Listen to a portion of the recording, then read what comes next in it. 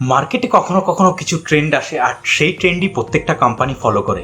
যেমন কি এখন ট্রেন্ড এসছে হলো ডিসপ্লেটা নিয়ে কোন কোন কোম্পানি কী কী জিনিস করতে পারে। এগুলো জিনিস আমরা আগেও দেখেছিলাম, কিন্তু এখন এই ট্রেন্ডটা হলো সবচেয়ে বেশি মানুষদের মোবাইল নিতে বাধ্য করছে। যেমন কি আমরা স্যামসাংয়ের মোবাইলগুলোতে ফ্লিপ ডিজাইন দেখতে পাচ্ছি। এখন এলজিও নিজেদের জি সিরিজটাকে ডিসকন্টিনিউ করে দিল। এলজির যেটি জি সিরিজ ছিল সেটির মধ্যে আর এলজি এখন আর মোবাইল আনবে না।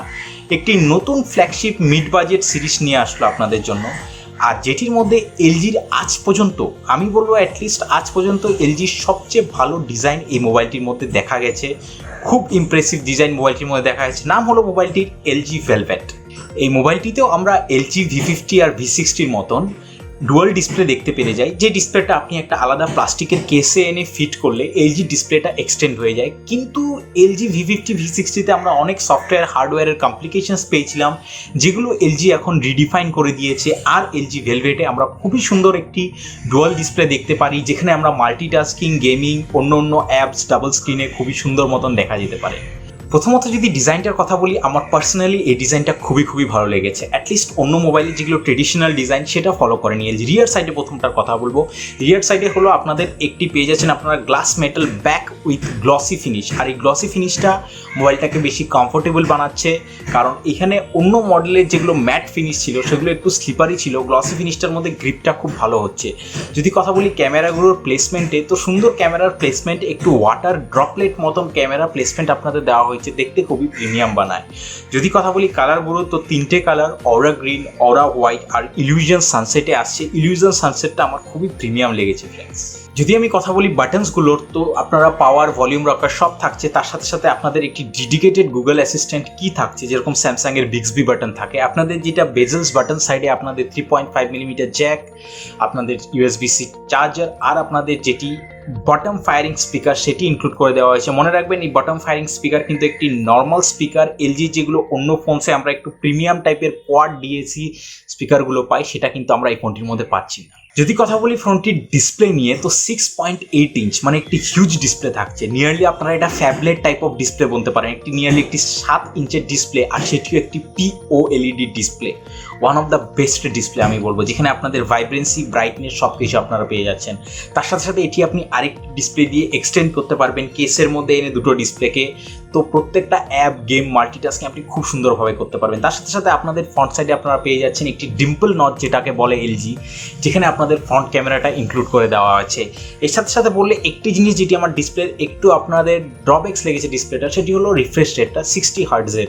60 হার্টজের রিফ্রেশ রেট, যখন কি এই প্রাইসের মধ্যেই OnePlus 8 মতন মোবাইলে আমরা 90 হার্টজের রিফ্রেশ রেট দেখতে পারি। তার সাথে সাথে ইউজার রিভিউস থেকে আমি জানলাম যে যারা এই 60 হার্টজের রিফ্রেশ রেট আর আগের যে কোনো মোবাইলে যেখানেও 60 হার্টজের রিফ্রেশ রেট ছিল, এই দুটোকে যদি কম্পেয়ার করে বলি, তো এলজির যেটি 60 হার্টজের রিফ্রেশ রেট সেটা একটু স্লাগিশ, একটু স্লো দেখা যেতে পারে সোয়াইপ আর গেস্টারগুলো করার সময়। পারফরমেন্সের কথা বললে 765G স্ন্যাপড্রাগনের প্রসেসর আপনারা পেয়ে যাচ্ছেন। যদি আমি পারফরমেন্সের ওয়ান লাইনে কথা বলি, তার আগে র্যাম আর ইন্টারনাল স্টোরেজের কথাটা বলিনি। 8GB RAM, 128GB internal storage, যেটা কিনা ডেডিকেটেড SD কার্ড দিয়ে এক্সপ্যান্ডেবল।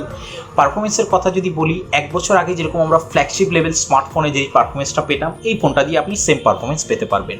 গেমের মধ্যে অ্যাসফল্ট 9, PUBG ইজিলি চলে যাচ্ছে মানুষের মতন। আর তাছাড়া যদি আমি ব্যাটারি সাপোর্টটার কথা বলি, তো এখানে আপনাদের 4300 mAh এর ব্যাটারি কোয়ালকম 4+ এর কুইক চার্জের সাথে আসছে আপনাদের কাছে। মোবাইলটি আসছে Android 10 out of the box. কিন্তু এখন কথা বলবো হলো মোবাইলটির সবচেয়ে বড় লেট ডাউন নিয়ে, সেটি হলো এটির ক্যামেরাটা। কেন এটি সবচেয়ে বড় লেট ডাউন? কারণ যারা এই ক্যামেরাটা ইউজ করেছে তাদের ইউজার রিভিউস, তাদের এক্সপিরিয়েন্স দিয়ে আপনাদের কাছে কথা বলবো। আগে বলিনি হলো ক্যামেরাগুলোর ISP নিয়ে। যদি আমি রিয়ার সাইডের কথা বলি, তো 48 মেগাপিক্সেলের একটি প্রাইমারি ক্যামেরা, 8 মেগাপিক্সেলের আলট্রা ওয়াইড আর 5 মেগাপিক্সেলের একটি ডেপথ সেন্সিং ক্যামেরা আপনাদের রিয়ার সাইডে দেওয়া হচ্ছে। প্রথম কমপ্লেন, যখনই আপনারা প্রাইমারি ক্যামেরাটা নিয়ে মেইন ক্যামেরাটা দিয়ে যখন আপনারা কোনো পিকচার ক্লিক করেন, তো একটি এক্সট্রিম এফেক্ট আপনাদের দিয়ে দেওয়া হয়। এমন পিকচার যেগুলোর মধ্যে খুবই মাইনিউট ডিটেলস, ছোট ডিটেলস আছে, যেরকম গাছের পাতা, বালু আছে, তারপর ইভেন ক্লাউডস, ইভেন আকাশের মেঘ, এগুলো যখন আপনারা ক্যাপচার করছেন তখন একটু কি হয়ে যায়, একটু আগলি আপনাদের একটি মোজাইক এফেক্ট মানে কি, একটু মানে পিক্সেলসগুলো টাইপের শো করার মতন একটি এফেক্ট আপনাদের দিয়ে যায়, আর আপনারা ভালো মতন ডিটেলটা এনজয় করতে পারেন না ফটোটায়। তো এটা হলো প্রথম এই কোম্পানিটার মোবাইলের মধ্যে খারাপ জিনিস যেটা লেগেছে, সেটি হলো প্রাইমারি ক্যামেরার এই ডিফেক্টটা। আপনার সাথে কিছু আমি ক্যামেরার স্যাম্পল শেয়ার করছি, ভিডিওটা আপনি দেখতে পাচ্ছেন। তো মানুষে বলছে যে আপনি একটা 48 মেগাপিক্সেলের একটা ক্যামেরা নিচ্ছেন $700, যেটা কোরিয়াতে লঞ্চ হয়েছে $700 প্রাইস নিয়ে।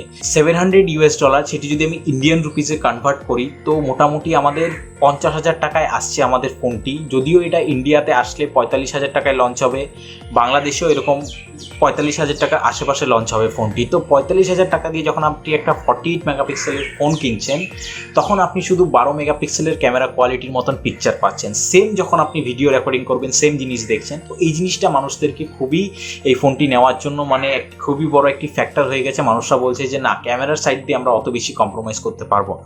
আরেকটা জিনিস সেটা হলো, যখনই আপনি 3x এর বেশি জুম করবেন তখন আপনাদের পিক্সেলসগুলো টোটালি শো হয়ে যায়। আপনাদের একটি ভালো অপটিক্যাল জুম এখানে প্রোভাইড করা হয়নি, ডিজিটাল জুম যেটা প্রোভাইড করা হয়েছে সেটি হলো আরেকটা ফোনটির লেট ডাউন জিনিস, যেটি ক্যামেরা দিয়ে দেখা গেছে। তাছাড়া বাকি যদি আপনি ডুয়াল ডিসপ্লে পারফরমেন্স ভালো আপনাদের মাল্টিটাস্কিংয়ের জন্য নিতে চান, ফোনটি খুবই একটি পারফেক্ট ফোন। ব্যাটারির ব্যাকআপের দিক দিয়ে দেখতে গেলেও খুবই একটি ভালো ফোন, কারণ লো রিফ্রেশ রেট রাখা হয়েছে 60 হার্টজে, তার জন্য ব্যাটারিটা অত কনজিউম করবেন না। ভালো একটা প্রসেসর আপনারা পেয়ে যাচ্ছেন।